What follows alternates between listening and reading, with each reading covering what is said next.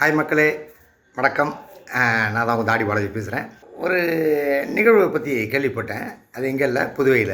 முதல்ல எங்கள் தலைவர் எல்ஜேகே தலைவர் வந்துட்டு எனக்கு ஒரு பொறுப்பு கொடுத்துருக்காரு.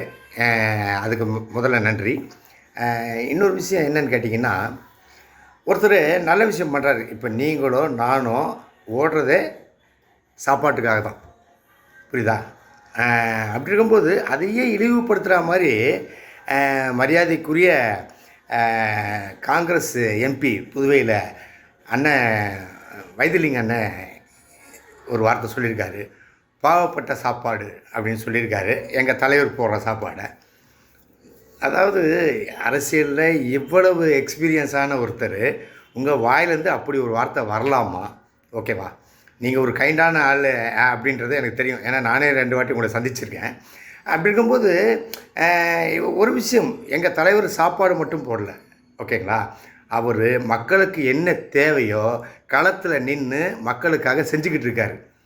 இதை பார்த்து ஒருவேளை ஏதாவது ஒரு கில்ட்டியில் இந்த வார்த்தை வந்துச்சா என்னன்னு எனக்கு தெரியல.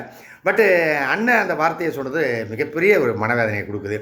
எவ்வளோ பேர் சாப்பிட்றாங்க சார், எவ்வளோ பேர் சாப்பிட்றாங்க. நம்ம ஓடுறதே சாப்பாட்டுக்காக தான் சார். எவ்வளோ பேர் சாப்பிட்றாங்க. நீங்கள் சொன்ன அந்த ஒரு வார்த்தையால் சாப்பிட்றவங்க மனசு எவ்வளோ புண்பட்டுருக்கோம், அதை தாண்டி எங்கள் தலைவர் மனசு எவ்வளோ புண்பட்டுருக்கோம்.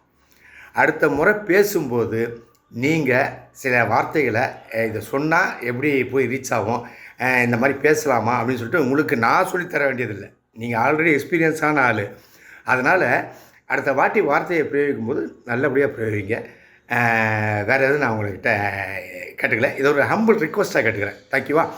எங்கள் தலைவருடைய பணி தொடர்ந்துக்கிட்டே தான் இருக்கும். தலைவர் என்ன சொல்கிறாரோ அதுக்கேற்ற மாதிரி நாங்களும் எங்கள் வேலையை செஞ்சுக்கிட்டு தான் இருப்போம். குறிப்பாக மக்களுக்கு தலைவர் துணை நிற்கணும்ட்டு சொல்லிட்டாரு. அதனால் நிச்சயமாக நாங்கள் கடைசி வரை எங்கள் தலைவரோட சேர்ந்து மக்களோட மக்களாக நாங்கள் நிற்போம். அவ்வளோதான், வேறு எதுவுமே இல்லை. தேங்க்யூ.